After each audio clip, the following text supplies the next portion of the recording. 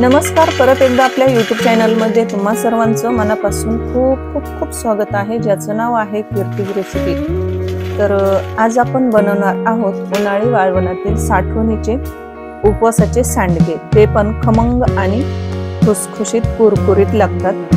तर हे फक्त तुम्ही अर्ध्या तासात बनवून ठेवू शकतात। अर्ध्या तासात बनवा आणि वर्षभर खा।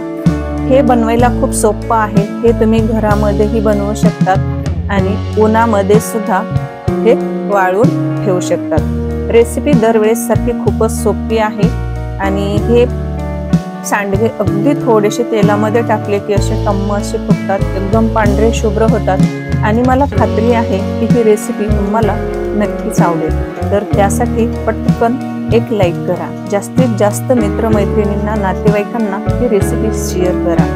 अगदी लहान सहान एक दोन टिप्स सांगितलेले आहेत, त्यासाठी तुम्हाला रेसिपी शेवटपर्यंत पाहावीच लागेल। अशाच पारंपरिक आणि नवनवीन रेसिपी पाहण्यासाठी कीर्तीज रेसिपी चॅनलला सबस्क्राइब करा आणि सोबतच बेल आयकॉन प्रेस करा।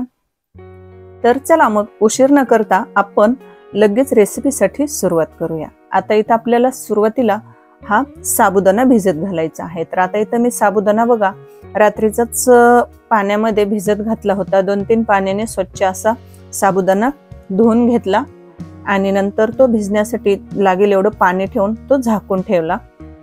साबुदाणा बघा सकाळी मस्त मऊसूत असा भिजलेला आहे आणि त्याच्यासाठी आपल्याला लागणार आहेत उकडलेले 2 बटाटे आणि कच्चा 1 बटाटा, आणि तो बटाटा आपल्याला किसून घ्यायचा आहे। त्याचा आपल्याला किस हवा आहे। आता इथे सुरुवातीला आपल्याला काय करायचं, एक ताट घ्यायचं, ताटामध्ये एक खिसणी घ्यायची आणि जे बटाटे आपण उकडलेले आहेत, 2 बटाटे उकडून घेतलेले आहेत, तर ते आपल्याला किसून घ्यायचे आहेत। तर चला मी आता हे बटाटे किसून घेते। किसायला काय असं जास्त वेळ लागत नाही, अगदी फक्त 1 ते 2 मिनिटांमध्ये हे उकडलेले बटाटे किसून पण होतात।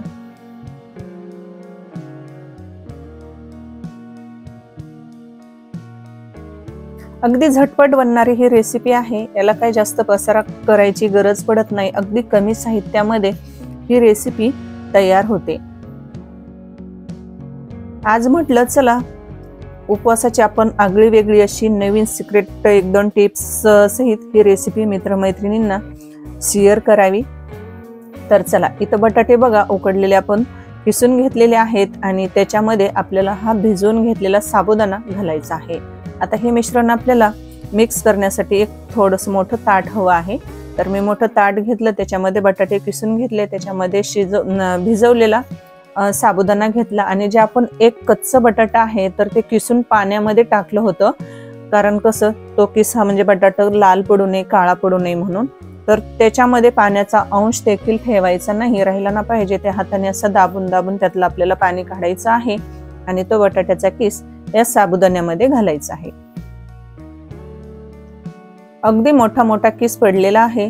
आता हे कच्चं बटाटा याच्यामध्ये कशासाठी घालायचं आहे ही सिक्रेट गोष्ट आहे, तर ही तुम्हाला मी शेवटी सांगणारच आहे की कच्चा बटाटा आपल्याला की या साबुदाण्यामध्ये कशासाठी घालायचं आहे।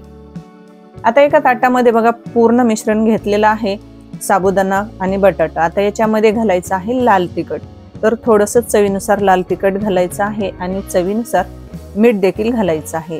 आता आपण हा साठवणीतला उन्हाळी वाळवणातील साठवणीचा पदार्थ बनवत आहोत, त्यासाठी आपल्याला मीठ थोडंसं कमी घालायचं आहे।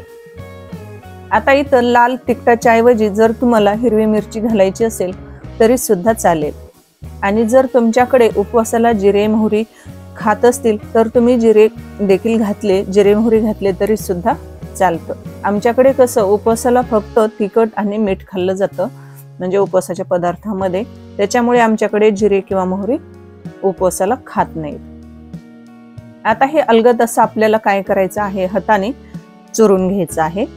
एकदम असं दाब देऊन पण आपल्याला जास्त चुरून घ्यायचं नाही, नाहीतर काय होईल, हा जो साबुदाणा आहे याच्यामध्ये, तर नंतर आपण जे सांडगे बनवणार आहोत तर हे सांडगे एकदम असे फुगतात, असे टम्म फुगणार आहे। त्याच्यासाठी आपल्याला हे जास्त असं दाब देऊन सुद्धा पीठ मळायचं नाही, म्हणजे हे साबुदाण्याचं हे मिश्रण आहे ते चुरायचं नाही। आणि त्याच्यामधला जो बटाट्याचा किस आहे कच्चा आपण त्याच्यामध्ये घातलेला, तर त्याचं पण असं त्याचे तुकडे पडू नयेत म्हणून आपल्याला अलगद अलगद हे मिश्रण चुरून घ्यायचं आहे।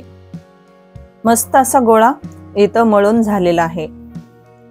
तुम्ही या पद्धतीने एकदा जर सांडगे बनवले ना तर अगदी ते पॉपकॉर्नला सुद्धा महागे टाकतील असेच हे सांडगे बनतात। आता हे सांडगे बघा तुम्ही घरात सुद्धा बसून करू शकतात। अगदी काय करायचं, मोठं ताट घ्यायचं आणि त्या ताटामध्ये तेल लावायची गरज नाही, काही नाही। मोठं ताट घ्यायचं आणि त्याच्यामध्ये जसे आपण मिक्स डाळीचे सांडगे तोडतो की नाही, तर तसेच आपल्याला हे साबुदाणा बटाट्याचे सांडगे तोडायचे आहेत। फक्त बनवताना काय करायचं, चिटकून चिटकून घालायचे नाहीत तोडताना। तर जसं मी व्हिडिओमध्ये दाखवलं आहे तसे आपल्याला हे सांडगे बनवून घ्यायचे आहेत। आता हेच सांडगे तुम्ही उन्हामध्ये सुद्धा बनवू शकतात।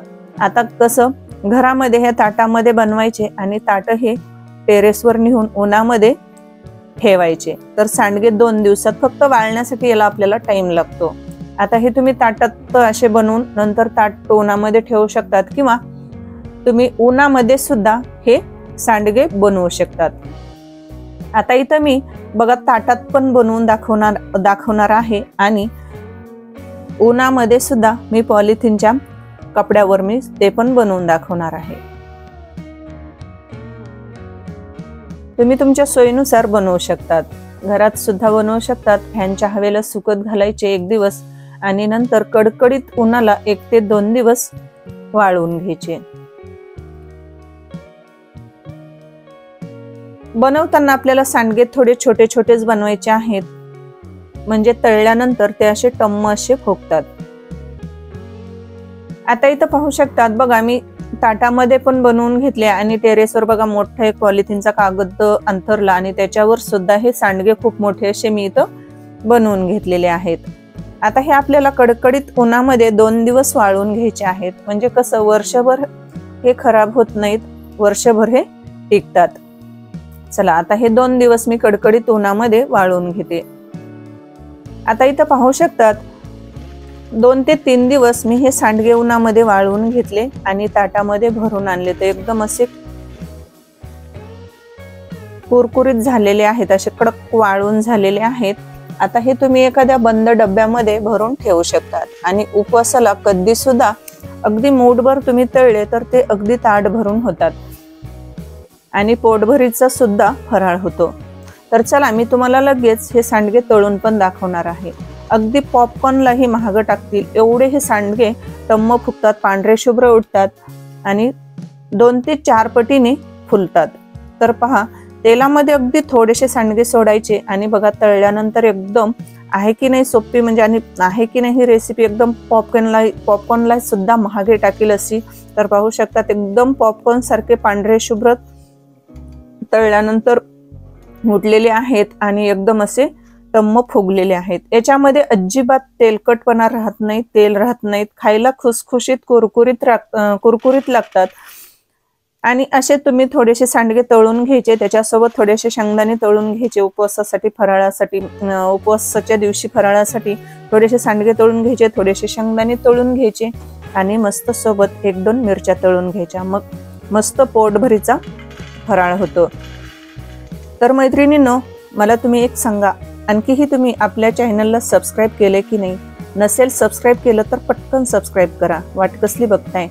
आणि अशाच नवनवीन रेसिपी पाहण्यासाठी कीर्ती रेसिपी चॅनलला सबस्क्राईब करा आणि सोबतच साईडची बेल वाजवायला अजिबात विसरू नका। तर भेटूयात अशाच एका छानशा आणि सोप्या रेसिपीमध्ये।